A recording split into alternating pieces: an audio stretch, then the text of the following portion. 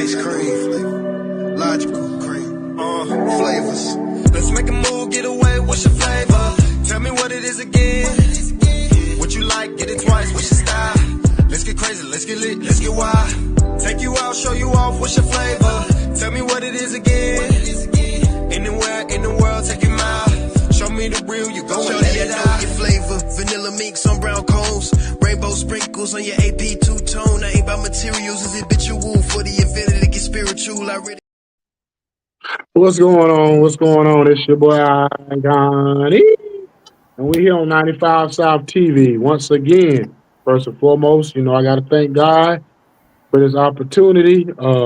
As you can hear, my voice is a little bit off today, but God woke me up this morning and allowed me to still be able to talk this well or whatever. When people woke up this morning, couldn't talk at all or didn't wake up at all. So, hey, so I got to thank God for that. So I'm gonna introduce my right hand man, Mr. Your baby mama's favorite host, Mr. Derek White Jr. himself. You know what I'm saying? My man Jacob the Great. What's going on, fam? What up, man? Glad to be in the land of the living. You know how it go, man. My motto is: you wake up in the morning, you got another day, another choice, another chance to get it right. So we here on 95 South TV, man. Ready to get into it. Yes, sir. Yes, sir. So go ahead and introduce this queen. Go ahead and get things popping so we can get this Okay, interview out of the way. man. We have Auntie Kris. She's a podcaster. She stands up for the community, man, and man, we just gonna get into a conversation which I know that she would definitely have a good dialogue for this conversation. So, Auntie Kris, what's up? How y'all doing? First of all, I'd like to thank y'all for having me. Um, and like you say, first giving honor to God, which is truly the reason that I am here and able to sit amongst y'all and talk about some of these topics. Yes, I was looking at the topic that y'all had, and I'm like, yeah, that's something I can definitely speak on. Um, my city is played with it. I'm pretty sure y'all city played with it. It's happening each and every day. I just talked about one of the topic on my show about the 13-year-old that was actually unalived by his friends. So Mm. Right. um, So we're gonna get into it. So, community development. That's the first topic. When we think about community development, we gotta say what is community development, and do the entities that be want us to develop our community? Because when it comes to the black culture, it's been some poverty communities for years, and I just want to know, what does rebranding and restructuring the community look like to you, Auntie Kris? I'm gonna be real honest with you. I am, and I know I'm finna step on some toes, so y'all probably might not have me back on here, but Auntie make it make sense. So I literally was looking at everything that's going on right now in 2025 with those in office and some of the decisions that's being made.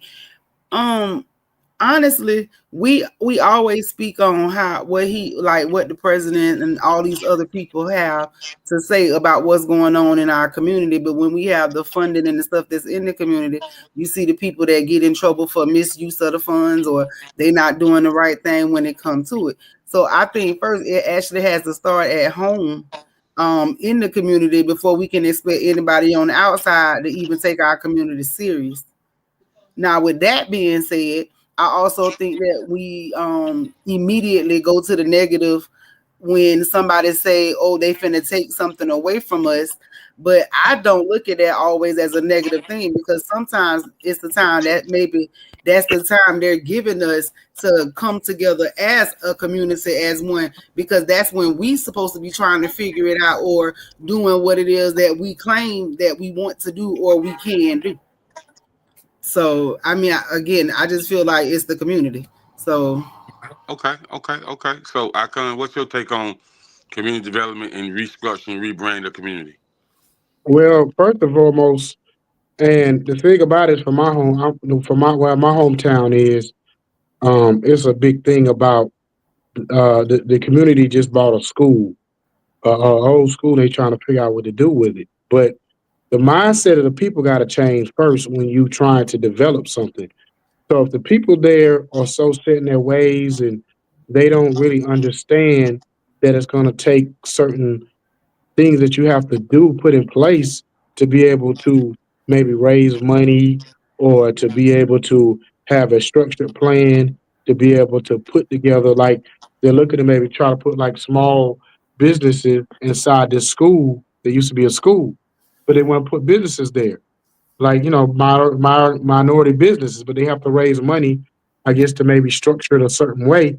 But if the people there don't want to really think outside the box, I was talking to my mom about this the other day, and I said, well, my mom was saying that they put together like a carnival or they did something small. I said, well, you got to think big. I said, when you Right. trying to do something like that, you might have to go out and maybe get a couple of, people that's well known, people that's in the that's on the maybe the political side, or a couple of celebrities.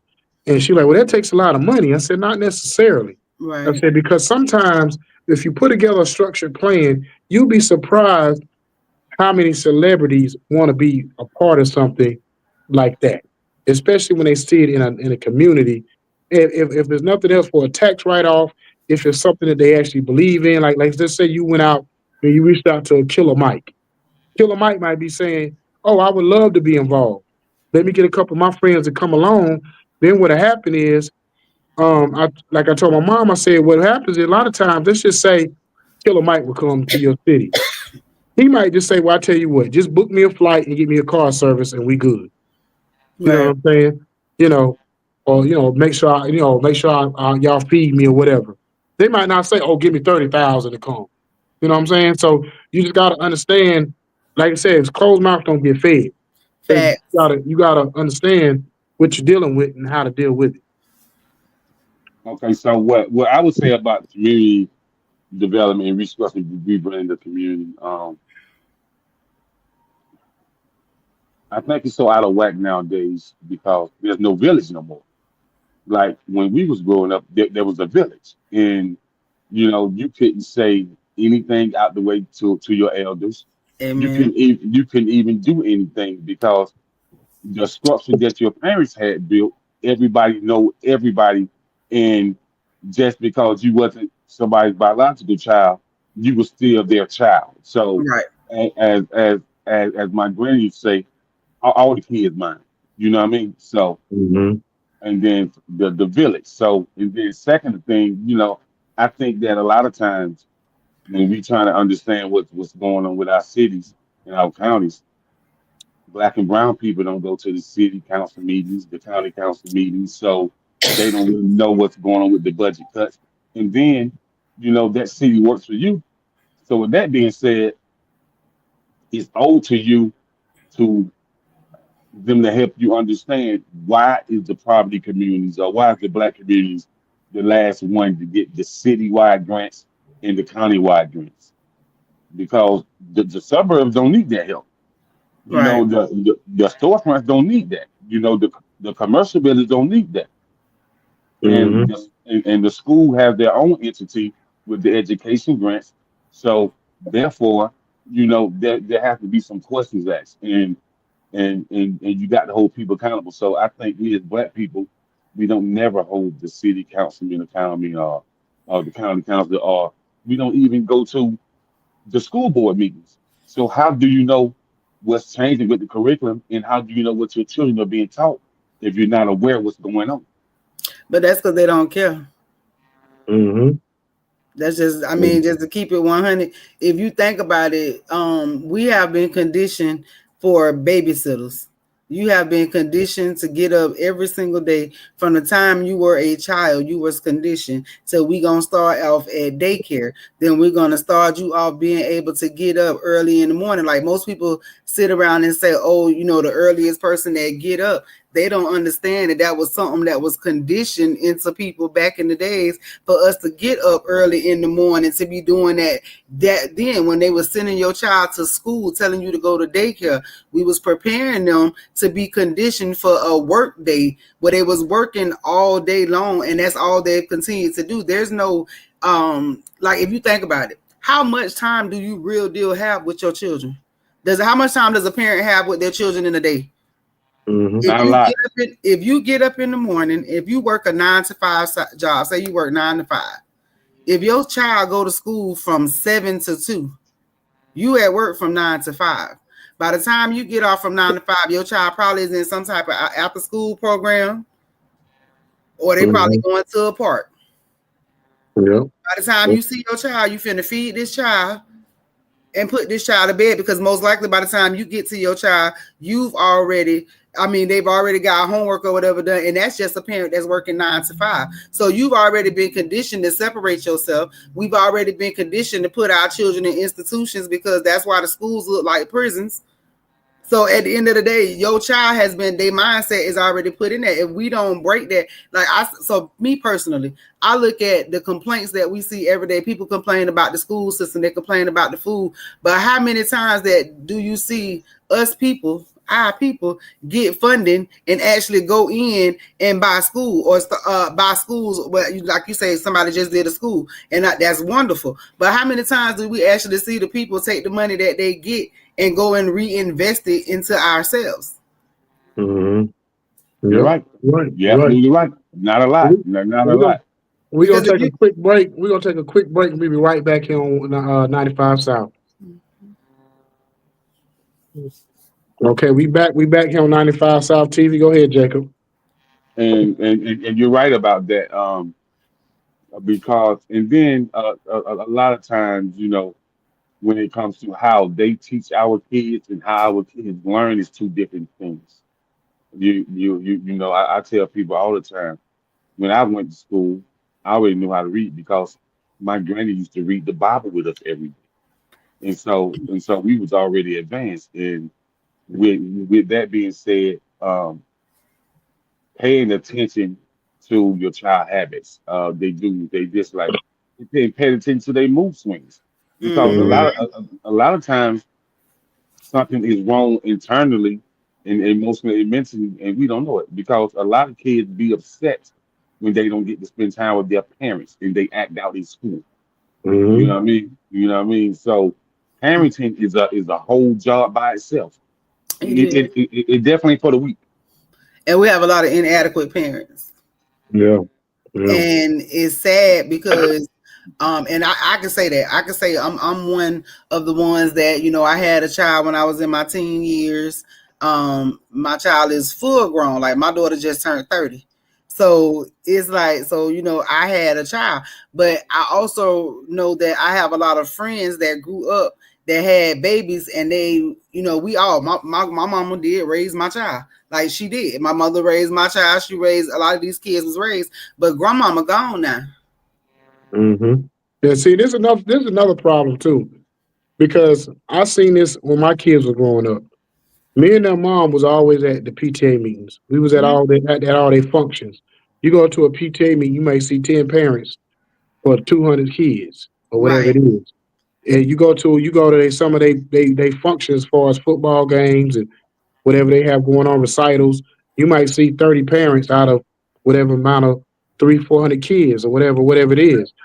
So at the end of the day, the parents sometimes they get so caught in their own world of making money and providing that they don't understand. I still got to be there for my child throughout their life, and I got to figure that part out too, or whatever. And then they put so much on teachers. So when their kids come on acting out, they acting like it's the teacher's fault, and they don't want to take no accountability. Because I used to be a counselor. I used to counsel kids. I used to be a paraprofessional. And so that's what I do. I'm a therapist now. I'm a mentor. I run a youth organization. Yeah, so when I used to go in these homes and I would give them projects and assignments they would have to do, the parents wouldn't complete the assignment. So I come back and it's the same old thing. I have to repeat myself. Well, Miss Jackson, you got to do X, Y, and Z with your child if you want to see progression. But if I come back and it's the same thing, then you want to call me at 10 o'clock at night when they whooping on you or they cussing you out. You know what I'm saying? And at that point, it's kind of like too late. You know what I'm saying? Because now I might have to pull them out the house and put them somewhere else, put them in defects or something. Right. Because, at that point. See, and that's the problem. That's a lot of problem. And I say it on my show all the time. Parents are the problem. Because we have a lot of parents that put our children in adult situations, and then we have the ability to tell, then we have, the audacity to tell them to stay in a child's place, or this don't affect you, where we Mm-hmm. don't check on our child's mental state. Because a lot of kids, and I, when with me and with Make It Make Sense, we get a lot of kids, a lot of, a lot of youth that come to us. And when I talk to a lot of the kids, they have parents in the home, but they don't have a parent that they can actually go and sit and talk to. And I realized that it was a problem in my community when the police would come. And when the police would come, they would, parents would send them to me. They would send them to Auntie Kris. They would tell them, "Oh, you need to go talk to her because my child talks more to her than he or she talked to me." Mm-hmm. So we have a lot of parents that, right, and I have a lot of children. I used to tell a lot of parents, like, I know all your business. Yeah. You know what I'm Yeah. saying? Like, I know everything. I Mm-hmm. know all of that. And I know the fact that your child don't want to be your husband. He's not your man. And that's Yeah. the problem. We put a lot of children in those spaces, mothers, a lot of mamas. And that's another topic that we did. They talk about the absent father, but let's talk about the present mother. A lot of that stuff goes on because they have a tendency when they're dealing with issues, and it's true, the son becomes the spouse Mm-hmm. or the head of the household. And so now he's taking on husband responsibilities and duties. And that's why you have the children the sons that start beating on the mamas, because they are in that space. They have been put in that space, or the daughters Mm-hmm. that have been placed in the spaces where they have them raising the kids and taking Mm-hmm. care of the household and doing everything in the household. And then you wonder why you can't tell them nothing. Mm-hmm. Mm-hmm. And see, it's another thing too. You got you Mhm. the old see, there's certain things, old school ways, certain things, you still want to have in place.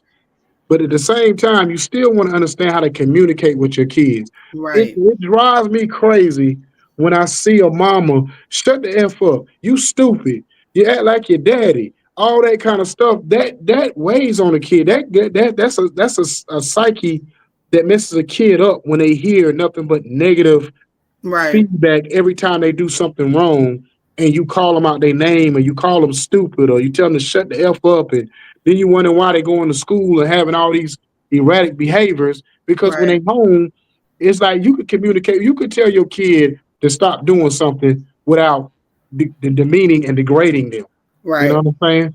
Or whatever. You know what I'm saying? So I think that's the one because the parents are so young, they feel like, oh, if I just cuss them out, that's gonna make them act right, or that's gonna toughen them up.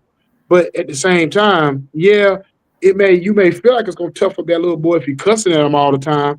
But like you said, by the time he get 15, 16 years old, now the role reversal done change. Now he cussing hmm you out. And then you wonder exactly, where it's coming from. You exactly, know what I mean? exactly. It's true. But I still say, like, it's parenting, because Mhm. we putting so much responsibility on everybody else. I mean, you see it on social media every day. Parents that feel entitled that somebody else has to be responsible for the behaviors of your child. Like you just said, teachers. You send your child to school, your child don't listen to you at home, but when you send them to school, you expect it to be something different, or you're not spending time with your child. You're not helping them with the homework. You're not asking them Mhm. the questions. You're not showing up to the PTA meetings. You're not showing up to the conferences. And then when he failing, you want to sit there and bash them and call them dumb and tell them how they not this. But the apple ain't fall too far from the tree, because if you knew how to do it, then you would have sat down and helped them. That's Exactly, right. exactly. That's right. Well, That's right. we're gonna take one more break, another break before we jump into another topic here on 95 South. All right, we back here on 95 South TV. We talking about community development with Auntie Kris. You know what I'm saying? One of the great podcasters and community developers out there. Go ahead, Jacob. What's the next Uh, topic? the next topic is the epidemic of gun violence, and it's growing so rapidly, and Mhm. it's not hitting only the black community, but it's hitting the school system. I have never seen more school get shot up in my life than I've seen in the last 5 years, and I have never seen a young black male who can get a gun before they get a sandwich. So Mm, so let's talk about the gun violence, Auntie Chris. And What are your thoughts on Well, it is a plague, as you know. Um, and the saddest part about it is really a catch-22, because in this society, if you look at it, we say that we have so many, that we see so many youth that are losing their lives. So apparently they need protection for something. And then, but then you also have people that are pushing the guns into, they pushing them in, they preaching the guns, and oh, you need this guns and guns and guns, instead of teaching them, what I'm saying, how to properly communicate with each other. Is oh, here come the NRA, or here come a gun show, here come this, and then it's, it's on every TV show, everything you look at got guns on it. So that's the flex. Because they don't fight no more. Nobody, they're not gonna go out and have a fist fight. It's the flex No. to, oh, I'm gonna pull out my gun. Oh, this is supposed to be, for whatever reason, that's supposed to make you be somebody. But what they don't understand is that it's not playing cops or robbers no more. If once you shoot that gun this time, you don't get that chance to get back up. Mm-hmm. it? Yeah. Mm-hmm. And it's pretty bad, everywhere. And not just not just gun violence with the youth, but a lot of gun violence come into play when there is domestic violence. And Mm-hmm. and so with the gun violence coming into play when it's domestic violence, to Chris, it's grown so rapidly where a spouse getting killed or a boyfriend or girlfriend getting killed, and can you really talk about how domestic violence and gun violence goes hand in hand together? Um, well, so I actually am a survivor of domestic violence, and I didn't go through the gun. The person, they chose to do a knife. But um when you have a scared, insecure person, and that's usually what a person is, that that puts domestic violence on a person, because the person that's going through domestic violence is usually, well, I can't say usually, I know for me it was always about my response, and that was the reason why I didn't get a gun, because I always knew that even though I was going through it, the stuff that I endured with it, I always knew that if I would have responded, if I ever would have got a gun, it would have been real bad. That's just like the night that I went through it. When it ended, um, my throat was cut. I was like, my throat was cut. I was Mm. completely cut up. And the person told them that that's what they had to do, because they knew that that was the only way they would have to stop me. Because once they pulled that, it was like, it was gonna have to be that. So I think that a lot of people go to weapons for fear, and that's even the person that is the aggressor. That's the person that's doing the violence. They grab guns out of fear, um, and a lot of them because of insecurities. So, and we have a lot of that going on because we have a lot of mental health that is not being addressed. So when you people with domestic violence are people that's dealing with, their own hurt, their unhealed traumas, whatever they have going on, and they usually become what? Violent. Well, you Right. know what, too? I feel like if a person, when they commit domestic violence on somebody, it's a clear cut situation. You get to a house, and the person is cut up or beat up or whatever, real bad, black eye, whatever, bloody lip, whatever. I believe that person should be received minimum to 5 to 10 years off the rip. You know what I'm saying? All this slap on the wrist where you put them and they can bail out 30 days later and then come back and whoop you up again. And then they put them in all these, and then they put them in a 30-day class. First of all, you're not going to get over no anger management on 30 days. You know what I'm saying? I forgot who was that they put in anger management for a day. They made him do like 1 day of anger management. And I'm like, what is that supposed to do? I'm like, so if a person got probably childhood trauma to the point when they grow up, they beating on their girlfriend or whatever, you think a wife, you think 30 days is gonna cure them, and then all of a sudden they're gonna stop being angry and mean and whatever. That's not something that you just gonna recover from in 30 days. So I really feel like, when Trump was talking about, giving drug dealers life the electric chair. I mean, that's going too far. But I feel like when it comes to domestic violence, when it like I put domestic violence and rape and all this kind of me in the same kind of boat. I feel like it's supposed to be like, well, rape, that's a life sentence to me, point blank, period. Especially when you're talking about youth and all of that. That's a life sentence to me. But Right. domestic violence, especially that first offense, I say the minimum 5 years. I had a family member go through that, you know what I mean? And basically the person got out a year after a year. And they did all kind of stuff, pulled out guns and did all kind of stuff, and they only got a year in prison. And I'm like, that's not enough. You know what I mean? Like, what is that going to So do? when it comes to domestic violence, the system is completely screwed. What you saying a year, that's how much time my attacker actually got. And I actually was running from this person for almost a year and a half. It even got to the space where it was even more safer for me to be with the person and stay with the person. So I was able to watch them and they moves because nobody was helping me.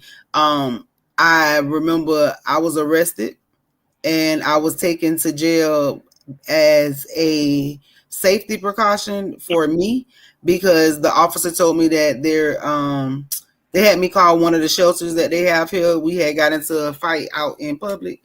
And they sent me, I went to jail. They put me in jail. And then they turned around and allowed her to bond me out. And see, that's the problem right there. So I was like, well, let's just say your man beating on you, whatever, man, whatever, your other person beating on you, and you retaliate. But then now they looking at you as the suspect instead of the victim. You finally retaliated. Now you sitting in prison because you done maybe dang they either killed him or beat him to death or did something to him, shot him, and put them in the hospital. But now they're looking at you like you in the wrong. You know what I'm so saying? as a manipulator, my abuser actually what they did was I was actually arrested. So I was stabbed in the face. You can see I have a cut across my face. I was stabbed in the face, my throat was slit, but I was actually cut in the face. When I went, I made the mistake of telling my abuser that when I left, I would never see them again. Because that was gonna be my ticket out. So that's what I said to them. When I left from the spot we were at and got transported to the hospital, this person had concocted a whole story with somebody else. And by the time I was actually in the hospital in the process of getting staples, an officer walked into the room and handcuffed me to the bed. And it was at that point I snapped. I went off, I snapped.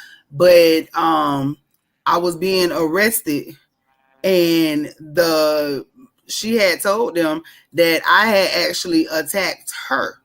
And she had somebody lie for her and say that, yes, I had attacked her. So I ended up sitting in jail for 3 months. I was in jail for 3 months as she told them that she feared for her life. So I sat in jail for those 3 months. But it was when I got to the judge told me, like she told him that she feared for her life. And I told him that she had every reason to. Like at this point, like you really did have every reason to, but I did. I sat in jail for 3 months, and when I did get released, she started the harassing.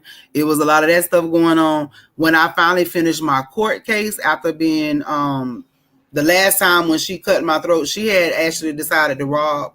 She was gonna rob my job. She had like set up this whole thing. She was gonna leave me for dead in her house. By the time they found me, she would be somewhere else. So like she had done concocted the whole story. When I went through the court cases and found out everything after everything, she ended up, so they let her out of jail after everything. So they let her out once she cut me. When she got out of jail, she went and attacked another one of her exes because the ex had been harassing me. And so when I went off, she was like, oh, so like I cut off all contact. She went and kidnapped the other person and shot them. She only did a year in jail. Wow. And then And what area are you in? I'm in Florida. She did a What year part in of Florida? jail. I'm in Tampa, but she's from another city. And when I actually like pulled her records, like after everything was said and done, I went to the state attorney. I went to Tallahassee to get her records. She had did this 12 times before. Mm. Wow. Wow. Wow. Wow. 12 Well, times. we're gonna take a quick break and we'll be right back. Okay, we back. We back here on 95 South TV. See, that's crazy, crazy. I want to tap, Jake. I want to tap into this, the gun violence part of it, Okay. Yes. because especially with these young men, I don't understand how black people we so eager or so it's too easy for us to kill each other, or unalive each other, like they want to say now. I hate that term, but unalive each other. That Yeah, politically correct. it bothers me to Yeah. no end. But Yeah. it doesn't. Yeah. I'm just like, because if you take that same, it's crazy when you watching like if you watching like First 48 or something, and these person's supposed to be all these killers and dealers and drug dealers and all this stuff, and they get in front of that detective and they humble themselves like newborn babies, and it's like, but you in these streets and you willing to take somebody's life like it ain't nothing. And I'm like, how do we get to this point? And the thing about this, and I'm gonna let y'all chime in on it. But the thing that bothers me sometimes, and you go online like Facebook or something, and everything is a competition. Like simple stuff like who's better, Luther Vandross or Freddie Jackson? Who's better, LeBron James or Jordan? Who's better, this person or that person? And it's like, why in the black community everything got to be a competition over who's better? Why we can't just celebrate greatness? It's like we always gotta hit ourselves against each other, and then we wonder why we can't get nothing done in a bigger scale. You know what I I mean? agree. I agree. So I mean, what you think about that, Jacob? Well, it's been conditioning. We talking about the Willie Lynch syndrome and the Jim Crow syndrome. You know, Mm-hmm. when they had the slave masters out there, and they had two of the tall, strong workers fighting against one another, and they were bet on. You know what I'm saying? Mm-hmm. And so we've been conditioned to go good. I mean, light skinned people better than dark skinned people, Mm-hmm. you know, I don't, I don't, I don't want to be with him, because of his weight, or I don't want to be with her, you know, because her parents, think ain't good enough for her. So we been conditioned to kind of go against one another for a very, very, very long time, man. But at but but at the same time, we are our own worst critic against one another. You know what I mean? Like Mm-hmm. I don't know you from a can of paint. So why should I fathom in my mind that I don't like you? What I Yeah. don't like your I don't like your shoes. I don't like because all the women want you. I don't like you because you got swag and you pretty suave. Why? That's not a reason. Mm-hmm. I don't even know you from a can of paint. You know Yeah. what I mean? So Yeah. so it's really a mental condition, man. It's Mm-hmm. really a mental condition that's been conditioning our people from generation to generation and generation to Mhm. generation, and it seems like it's been passed on down. Yeah. That's what I think. It is. And I'm gonna say this too. To me, because I'm not a street dude. You know what I mean? So I think the whole snitching culture is the dumbest thing that's ever been invented. You better preach. Because we don't because the thing at the end of the day, if you go into a white neighborhood, I ain't gonna say even white, you go into a suburban neighborhood and they gonna protect their community. You know what I'm saying? You can't even walk on people's grass out there without somebody coming out and maybe dang there cussing you out. You know what I'm saying? Whatever. Right. But but at the end of the day, we want to act like it's a badge of honor to be able to say, "Oh, I did my 30 years," and then to have nothing to come out to show for it. But then you don't understand something. People don't understand this. You only got one life, so you spend 30 years of your life in prison. Then you come out and you got kids that resent you because you weren't there for those 30 years. but you want to tell them that you was honorable by standing on whatever you stood on, but your kids had to grow up without a father or without a mother because you decided that the streets was more important. And the streets don't show you no love because you come out and don't have nothing to show for it. But then the person who did snitch, they living their best life. So what make this make sense? It don't make sense. But You know what I'm saying? I think it's dumb because it just shows that you're a coward. So I am street. You know what I'm saying? Like I'm you know, and I done did the street thing. I done grew up, all of that. So I done been in the streets, but I'm a person that if I do it, I'm gonna do it in your face. So ain't nobody got to tell you nothing about me. And I've always, when a person say, "Oh, you better not snitch on me," so what you did it for? Mm-hmm.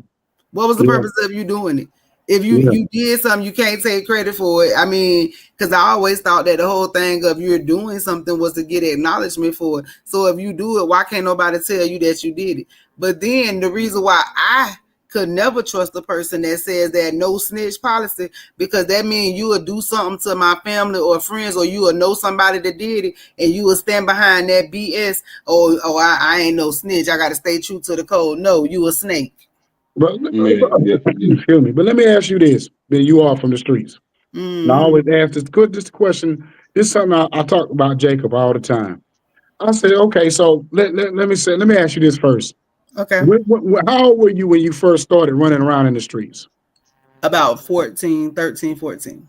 Okay, so 13, 14, you had that mentality of, you probably had that mentality back then of whatever I do with my friends or whatever, we ain't snitching. But let's say now, I don't know how old you are. I don't know if you 40 something, whatever you are. So let's say you're in your 40s now. I am. So you're in your 40s, your 40-year-old mind gonna think different than that 13-year-old mind. Of So when course. you're 40, you're gonna think I got kids, I got a life.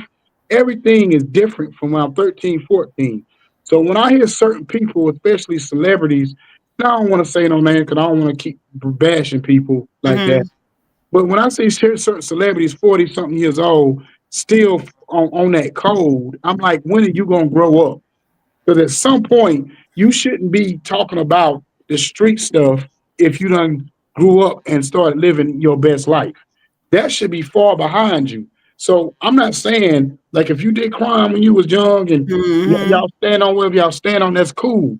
But if you 40 something years old, you still shouldn't be over here talking about, oh, I'm gonna look down on this person, because you should understand. I get it now, because how I thought when I was 14 is totally Right. different when I think how when I'm 40. Oh yeah, You know most what I mean? definitely. Because I've even had conversations that, like, as you bring that up, I've had conversations with people that have done stuff to me from way back then, and then I've had that conversation with these people now that we are in our 40s. And when we've had certain conversations, it's been like, dang, that was real dumb of me, or I apologize for what I did back then because I didn't know or didn't understand, and that's okay. But we have a lot of people that don't want to take accountability for the things that they did, or the trauma that they caused, or the hurt that they caused people. And then you sit around here and you act like you don't know why people treat you a certain way, but it's your character, it's who you is, and you done a lot of stuff. And because you continued on with them same characteristics and behaviors, we still see you as that same childish person. Like, I'm pretty sure somebody that never grew up from high school. Oh yeah, definitely. You got the men.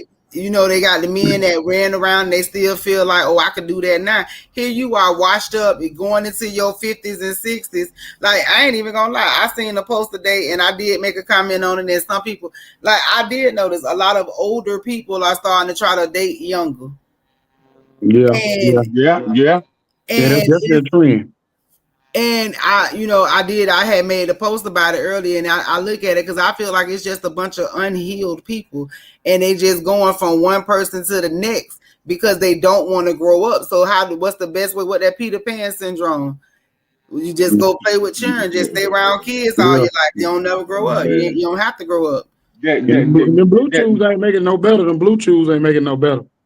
It's taking their ass up out of here too. That blue chew getting them caught up and stuck.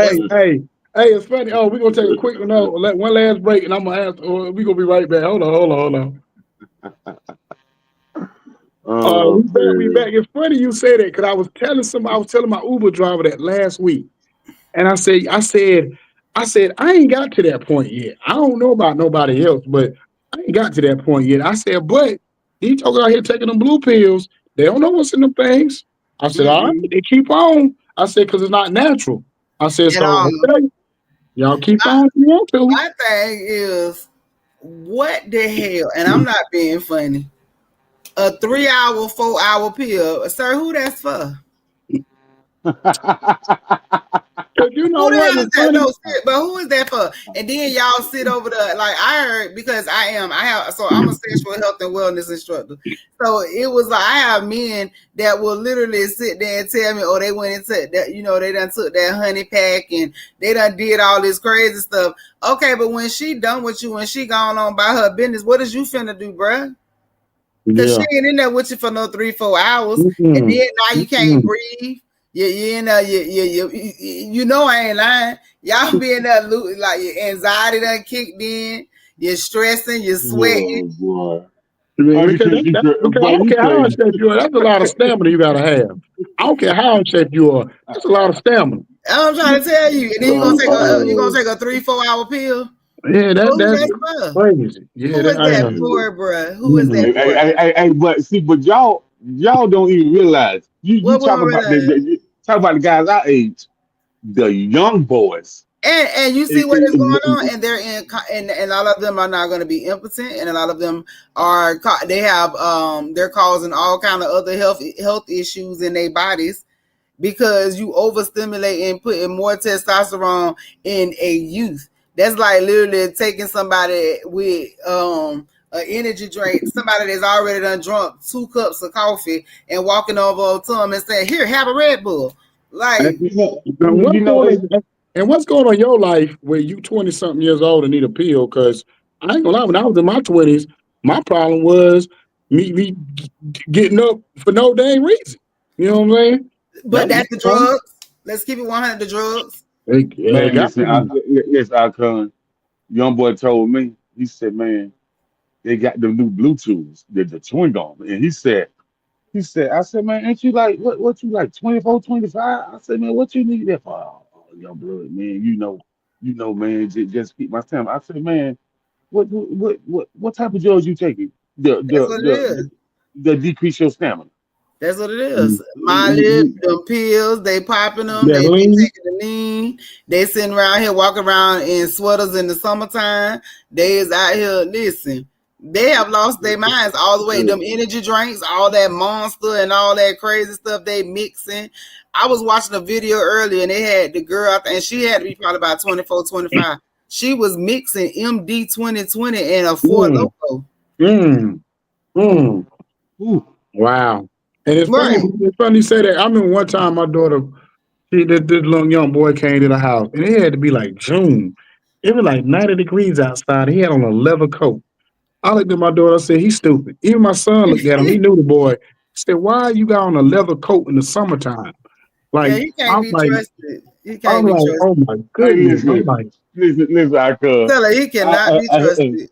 I done seen them young boys have on hoodies and a scully, and it's 99 degrees outside. I'm like, I what is yeah. wrong? Like, What listen. is wrong? where did this stupidity come from? Like, I don't Their get it. body temperatures don't be regulating. They don't know what the hell be going on. They don't know if they high, they low. They don't be knowing. They Mm, don't know. Look, most of these listen. So I am a manager. So I in a part of my part time when I'm not doing everything else because I do have a lot of stuff I be doing all the time. But I'm a manager for Burger King. Hmm. So the employees that I get that come in there, I mean, you work on a broiler and you got on a sweatshirt. True enough, it do get cold. I be having on a jacket, but I'm moving around through the restaurant.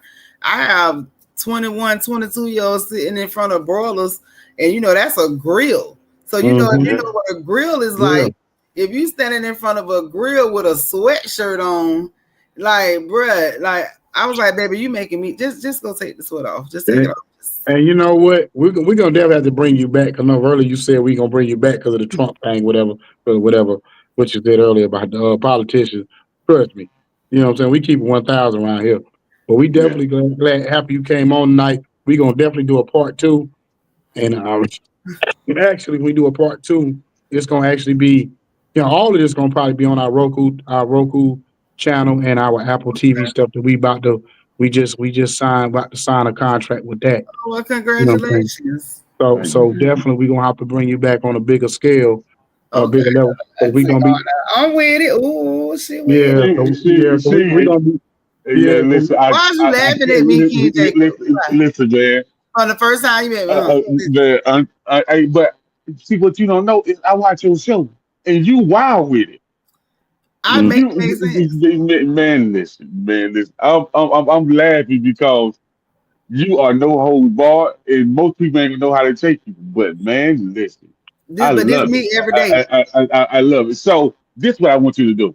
Mhm. I want you to give us a brief description about your show and how people can tune in and how they can become a guest on your show. All right. So, as he says, my name is Auntie, and I'm the host of Make It Make Sense with Auntie.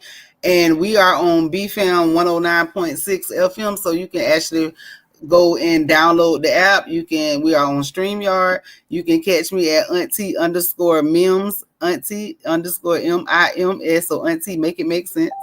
That gets you to YouTube, and I'm at Auntie Kris on all social media. oh now is that one of that FM station, is that a streaming FM, or is that like FM like like Foxy 99, or well where you It's from? Florida? streaming. It's streaming. Okay, So we okay, actually so we go to over 179 countries. okay, Thursday I just hit over 211,000 okay, that's listeners. what's up. So yeah, so we just hit right. So we just hit that. Yeah, but we go all over. Liberia just started listening in. So I got the first Liberia listening that tuned in Thursday night. So if you tune in, yeah, I'm like you say, I'm no holds barred. I keep it 100. You Man, got to make it make sense to me. hey, I don't man, care who you is. and tell Alonzo I said what up, man. I will listen. I will. Yeah, I definitely. Yeah, y'all gonna have to catch him because he doing all kind of. He yeah, he doing all fine, type of stuff. he fine, he Listen, fine. and I'm gonna be in part two, church sessions part two. So I'm gonna be in church sessions part two. So y'all gonna have to make sure y'all Okay. be keeping a watch out for that.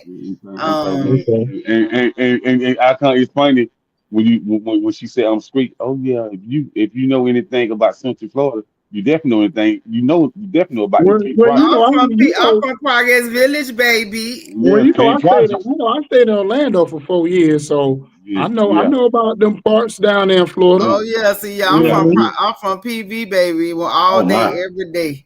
oh Right, my. Okay. 813, Oh baby. my. All I can say is oh my, oh Okay. my, oh And I'm my. pretty sure that everybody you know is my family. Oh, The really? Yeah, Browns, yeah, the Browns, all of them. I'm a polite. We here, we yeah, strong. yeah, And yeah, Auntie yeah, ain't going yeah. nowhere. When I first moved to Florida years ago, um, I first moved to St. Pete, and then I kind of met some partners. My man Dutch Dirty is a Mhm. rapper, and him and DJ Trans took me Okay, took me through there and introduced me to some people. So I definitely know about your hood, man, and it goes down. That's all I it can say about does. that. Yeah, it But goes down. before Mm, I leave y'all, if y'all get a chance, y'all should come out. We going May 23rd, so that's Memorial Day weekend. It is Mhm. Auntie's birthday. yeah. So Down in Tampa? went is Okay. and we did the 2 years ago we did the Auntie's Harlem Nights. So we are doing part two, and we are going to Auntie's Boom Boom Room. So y'all should come out. It's a Friday night. Oh, okay. Dog Man? Which one? Dog Man Entertainment down there. Mhm. Uh-huh. Well, We're he's gonna be still doing around. actually this Rocket Rod Entertainment is gonna actually be performing. Crazy is performing at my birthday party. So DJ Red will actually be the DJ that will be the Oh, so okay. yeah, so we're gonna have them in the building. I'm going back. Listen, that's that community. I keep and that's what make it make sense what Auntie do. We bring the community together. So I do if you have like organizations or small businesses or something that you got going, even the youth, we bring them together. We help them out. We get them supplies if they need. We do mentoring with them. I write programs. I have different youth programs that we sit down. I came out to Atlanta. I was in Atlanta in January. We came to the Atlanta Braves Stadium, and we did a yellow carpet event with the youth up there, so they was able to come out and do a youth summit and just spend the day and chill and eat and have fun. So I go around and do that. I like to travel. I like Yeah, to I love it. travel. yeah, because I don't know if you know, we got a radio station. We just started like 2 months ago, about a month and a half now. So he's Okay. building it up. But we definitely might see if we can come down and cover one of y'all events or something. So we Most can definitely, because Auntie love the party. I love it. Ooh, I love the party. I love the party. Listen, I love to. I'm telling you, I love the party. I love to smile. I love to have a good time. I love to be like do stuff. That's I'm what's trying to up. put together something now for the homeless here. To put, I want to get to go buy some like laundry carts and stuff so they can wash clothes and feed them and just do some stuff with them for the day. So I do all kind of stuff. I be doing little events and different things. That's what's up. Spirit move me. Well, we definitely got to stay locked in with you. So I appreciate you coming on, giving us your time tonight. I Yes. know we had to reschedule, so I appreciate you being flexible. And I'm here too. I'm gonna tell you. So I told them, I said, baby, they better love Auntie, because Auntie have to be to work at 5 a.m. I said, baby, we're gonna do this podcast tonight. I said, we're going to do it. I said, they asked me to be here. We're gonna Yeah. I And appreciate it because I had to fly out yesterday. My flight got changed at the last minute, so I had to fly out yesterday. That's why I couldn't do I it hate last stuff night. like that. Yeah, You ain't scared to fly right now? Listen, you know, I I'm be gonna tell want to you, get on the plane, but I'm gonna tell you something like this. I trust God so much. I don't okay, fear. that's all you had to say. I I mean, don't I'm the fear. same way. I just ain't been up in no plane in these last couple of Yeah, months since he been in office, because it seems like everyone that take off come back down. yeah. That I makes me drive want so to much. live. I drive so much. I see probably 5 or 6 accidents on the road a day. So you think a plane gonna scare me? But With all the that's accidents I true. see? So it don't bother. I mean, if it's time for me to go, it's time for me to go. Nah, I feel that. I do. I feel that same way. But I'm just saying, because I ain't been on no plane lately, and I know I ain't really heard too many people talk about getting on the plane. Because I was just They like, still out I there. They thought still about it though. packed. Them planes still packed. You know what I Auntie mean? Chris So, said, hey, Auntie Chris said, hell no. Nah, I get on the plane. I love to fly. I'll jump on the plane. Listen, I will jump on the plane so fast. Me and you'll be sitting there. We'll be sitting there talking. I be done got on my phone, and you'll be like, "What you doing? Hold on." I be done went and packed the bag. I'm out of here. man, I Plane, know, train, bus me. I'm gone. but you I know what's heard funny that. though? I When heard I that. am on the plane, and you know them times where they get a little rocky, and they tell you, you know what I mean? I'll be like, oh Lord, here we go. But but I'll be like, Right. all right, God, I done gave it to you. I pray. I always pray before, right before we take off or whatever. I say, God, I done gave it to you. So whatever your will is, it is what it is. You know I, what I mean? I pray before So, I go too, but I be drunk. So by the time we take off and get up there, when the turbulence, baby, I don't know if it's me or the uh, plane. yeah, I'll drink. I might drink Hey, sometime if I know I have to I drive when I love it. get I off the love it. plane. If I'm going straight to my hotel room or something when I get off the plane, then I'll be sitting at the bar getting my little drink on. You know what I mean? So I'm I'm with you on that. I'm drunk. with you, but Hey, we're gonna hey, let you hey, go. Auntie Chris, I'm gonna tell him put his button here before we go. What's You mm-hmm. definitely need your own TV talk show for sure. Just keep talking it into reality, because it's coming. I told I'm gonna be bigger than Oprah, baby, without all the drama. Listen, Right, I promise you, because I'm too right. transparent for drama. Ain't no secrets over here. I know that's right. I know that's right. Keep So pushing, but we thank you though. You enjoy your I night. Have really a great. appreciate that. Thank y'all Yeah, for having me. Thank y'all so much. you're welcome. Have a good night. Y'all have a blessed night. All right, You you too. too. Peace. Peace.